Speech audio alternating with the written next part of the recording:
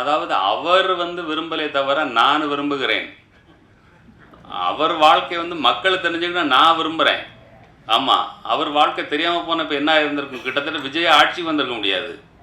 இப்படி ஒரு முன்னோட்டம் இருந்ததுனால தான் இன்னைக்கு திரு விஜய் அவர்கள் ஆட்சிக்கு வர முடிஞ்சது நான் நினைக்கிறேன். இவர் ஒரு க்ளீனான அது மக்கள் மனதில் அடிமனதில் இருந்ததுனால தான் மிஸ்டர் விஜய் இன்னைக்கு ஆட்சிக்கு வந்திருக்கிறார். சார் அப்புறம் சினிமாக்காரங்களை பேசும்போது அந்த படத்தில் அந்த ஆவண படத்தில் தற்குறின்னு ஒரு டைலாக் ஒன்று வரும் சார். இப்போ தற்குறின்ட்டு சோஷியல் மீடியா ஃபுல்லாக பரவிட்டு இருக்கு. அதை நீங்கள் அப்போவே கணிச்சு எடுத்தீங்களா? இப்போ அதை எப்படி பார்க்குறீங்க? அது என்ன அப்படின்னா, ஒரு உதாரணத்துக்கு காமராஜர் சினிமாவை ஒரு நல்ல ஊடகமாக அவர் பார்க்கல. அவர் காலத்தில் என்ன அப்படின்னா, நாட்டுக்காக உழைக்கிறது தான் முக்கியமானதாகப்பட்டது. 1950கள்லாம் பார்த்தீங்கன்னா மக்களுக்கு சாப்பாட்டுக்கு இது இல்லை, வழி இல்லை.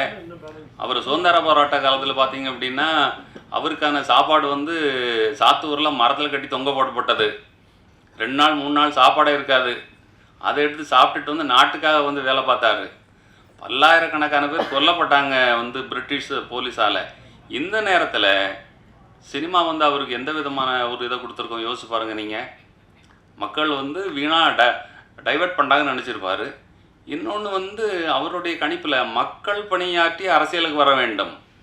சொல்லப்போனால் எம்ஜிஆர் அரசியலுக்கு வந்தபோது பெரியாருடைய ஸ்டேட்மெண்ட் உங்களுக்கு தெரியுமான்னு தெரியாது. எல்லாரும் போய் கேட்டாங்க. இது எவ்வளோ பார்லிமெண்ட்டான வார்த்தையானு தெரியல எனக்கு. இருந்தாலும் அவர் சொன்னதை நான் சொல்கிறேன். எம்ஜிஆர் அரசியலுக்கு வந்திருக்கார, என்ன நினைக்கிறீர்கள் என்று கேட்டபோது அவர் சொன்னார், கள் குடித்த குரங்கு போல இருக்கிறது. படிச்சிருக்கீங்களா யாராவது? கள் குடித்த குரங்கு அப்படின்னு அவர் சொன்னார். சார் காமராஜர் பிறந்தநாள் அன்று காங்கிரஸ் எல்லாருமே அவருக்கு மாலையெல்லாம் அணிவிச்சாங்க. சரியான விஷயம் நடந்தது. ஆனால் அந்த கட்சியிலே அந்த இடத்துல காமராஜர் அவருக்கு மாலை போட அணிவிக்கும் போது பெரிய சச்சரவு நடந்தது, சண்டை நடந்தது. நீங்கள் கேள்விப்பட்டீங்களா, பார்த்தீங்களா? ஆமாம், அது ஆலங்குளத்தில் நடந்துன்னு கேள்விப்பட்டேன். அது அது தவறு தானே. அது எந்த தலைவருக்கும் அப்படி பண்ணுறது அது அவர் இன்னைக்கு ஒரு ஜாதி தலைவர் கிடையாது. அவர் அகில இந்திய தலைவர். ஆமாம், அவரை எந்த ஜாதிக்குள்ளேயும் அடைக்க முடியாது. அவர் ஒரு தனிப்பட்ட ஜாதிக்கு எந்த விதத்துலையும் அவர் உதவலை. அவர் மதிய உணவு அவர் எல்லாருக்கும் போட்டார், எல்லாருக்கும் தான் படிப்பை கொடுத்தார். இந்த விஜய் சார் இப்போ பார்க்கக்கூடிய வாய்ப்புகள் இருக்கா? உங்கள் டீம்ல இருந்து யாராரு கொண்டு போய் சாரும் சொல்லியிருக்காங்க, அவங்களும் விஜய் சாரும் மற்ற எம்எல்ஏகளும் அவங்கள டிபார்ட்மெண்ட்குள்ள பார்க்கணும்னு நீங்கள் கொண்டு போய் சேர்க்கக்கூடிய வாய்ப்புகள் இருக்கா?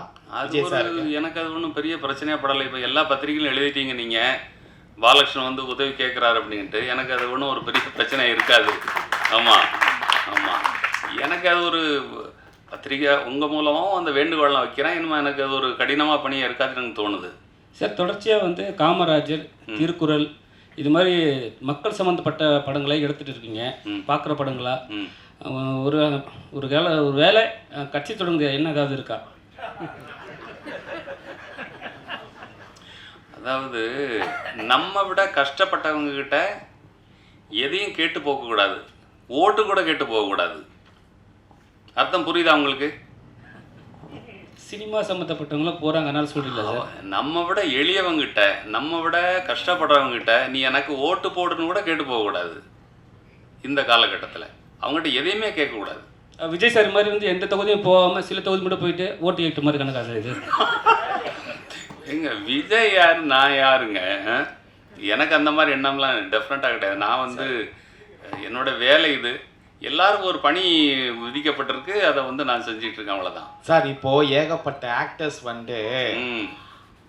அரசியலை நோக்கி இது பண்றாங்க. அப்படியே எம்எல்ஏ கவுன்சிலர்னா கூட பரவாயில்ல, ஸ்ட்ரெயிட்டா சிஎம் தான். ஸோ மக்களும் எந்த எந்த நாலேஜுமே இல்லாம ஓட்டும் போட்டுறாங்க வச்சுக்கோங்களேன். உங்களுடைய இதோட உங்களோட கருத்து என்னன்னு கேட்கிறேன். இல்லை, இவ்வளவு கெடுத்து வச்சிருக்காங்க நாட்டை. யாருன்னு கேட்டா கரெக்டா இருக்கும். யாருன்னா 2 திராவிட கட்சிகளும் இதுல யாருன்னு உங்களுக்கு தெரியாதா என்ன? ஒரு ஆள் எப்படி வந்தாரு திருவாரூர்லேருந்து உங்களுக்கு தெரியும். இன்னொரு ஆள் இலங்கையிலேருந்து கிளம்பி வந்தது உங்களுக்கு தெரியும். இதில் யாருன்னு கேட்டால் என்ன அர்த்தம்?